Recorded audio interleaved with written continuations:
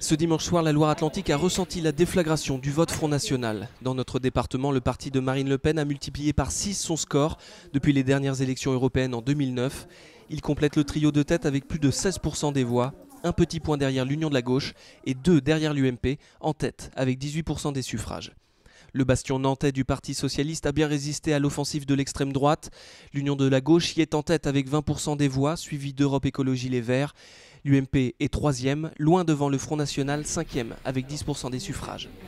Mais à Saint-Herblain, le FN se hisse à la 2e place, avec 15% des voix, et devance même l'UMP.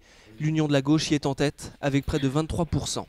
Même cas de figure à Saint-Nazaire, où la gauche reste majoritaire, mais voit l'extrême droite réaliser un score historique.